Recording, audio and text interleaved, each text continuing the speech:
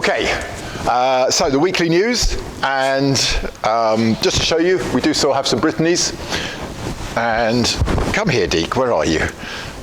Sit. Look. Sit. Leave it. He doesn't do leave it very well. Good boy. There we go. What's been going on this week? Well, at least it's got a bit warmer today. It's been really cold and damp, which has been horrible working in the workshop this week. The whole week's been spent on Roger's car. And pleasingly, Roger's gone for a fairly serious rally service and been quite aggressive with how we judge the quality of things, which makes life very easy for us, to be honest. So we've done his brake lines, which he pointed out to us, and indeed at the rear, it was interesting, both sides, the brake pipes had been compressed. On the right-hand side, they'd obviously caught the exhaust, which I think might have been something to do with him having a broken shock absorber when he was in Spain. Left-hand side, I can't remember quite what I decided had crushed it, but it was, the brake pipe was compressed. So those were replaced, as was the hose. Unfortunately, trying to put the new hose on, there was no way that the brake pipe fitting was going to rotate on the brake pipe. And so we had to replace the front to rear as well, just because the wee fitting was corroded onto the pipe. So that was that. Then we moved to the front brakes, and let's have a look at these over here. Okay, so what we had was corrosion or pitting on the outer, what's that, 10% of the disc. Now that really is going to have a fairly small effect on braking, and we suggested his choice was to leave it for another year, or unfortunately if I put it on the skimmer, we would go under spec thickness on the disc thickness. So skimming them wasn't really an option, and in fact Roger went for new discs. In checking the discs, of course, we checked out his calipers, and this is irritating. This, as you can see, is a pretty new caliper, as the other side was as well, but the two small pistons completely seized. Now that's kind of surprising. The boot is in good condition. Everything looks fine, but there was absolutely no movement in the outside calipers there. So that had to get replaced. What else did we get up to here then? So Roger has spec'd some brightly yellow painted toe points to be added on. Well, I've gone for my preferred option, which is webbing. So we're going to use, as Volvo suggests, it's the bumper iron that is the best towing point on the Amazon, and so we're going to get some M10 bolts in, which I don't have in stock annoyingly, and pop those on. So that'll be front and rear webbing toe points. So that's what we'll do there. And the ENV axle leak, let's go and have a look at that.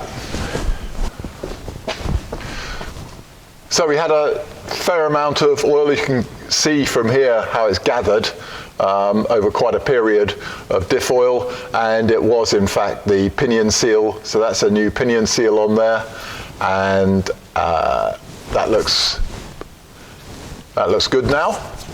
And just a quick reminder for anyone there, obviously the P1800 never had the ENV axle installed, but the PV apparently did, although I've never seen one.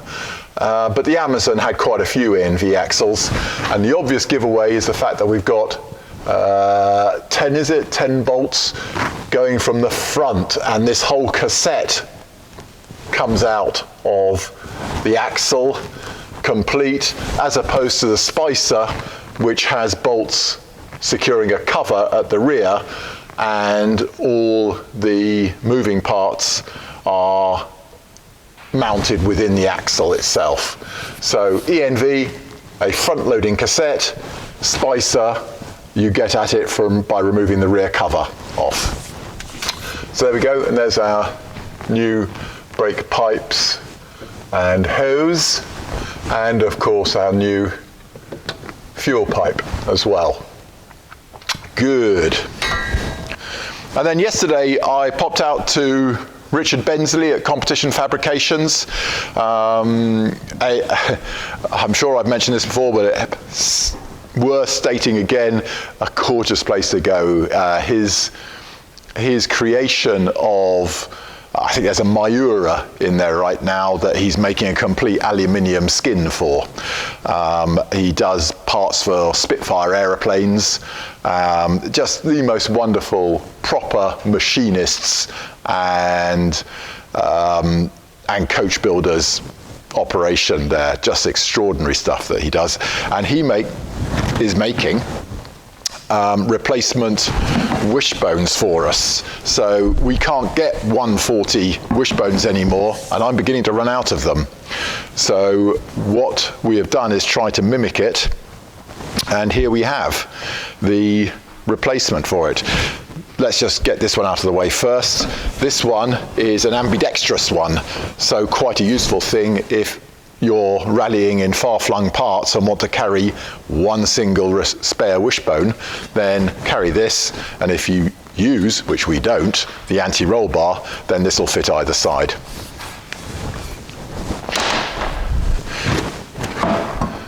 And then there we have the replacement wishbone, like so. So I'm going to fit that to Amy's car, and we shall trial it there and see if we've got any issues that we hadn't expected. So that's a bit of fun. Well, I think that's it for this week. That's a short one. What about our next video? Let me come and show you. Let's go in the office. Our next video, probably we'll record it next week, is just me going through our favourite books. Now here's our technical references, and then I've got a few more at home that are books of a general automotive nature that I really treasure. And just to give you a quick preview, there's at the top of the list is the owner's manual for our cars. That's the Amazon and the 140 and the fuel-injected P18. Then we'll talk about Autopress's workshop manuals, the Haynes workshop manuals, the Dejectronic fuel injection references. Now, these are beautiful. These are Volvo's workshop manuals. They call it service manual. And they are just beautifully written. If you've ever been slightly irritated by Haynes, then you'll just take this as just a beautiful bit of technical writing. Then some general Volvo books, Richard Dredge's book, in which we feature quite heavily actually. Thank you, Richard. Dieter Gunther's, or Gunther and Wolf, wonderful reference document, really superb, and we'll talk more in detail about that. And finally, the Swedish Iron P1800 book, which is rather lovely actually, all black and white, but we'll talk about that.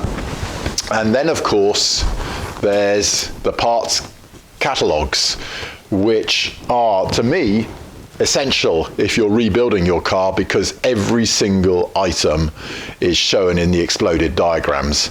They are just a beautiful document.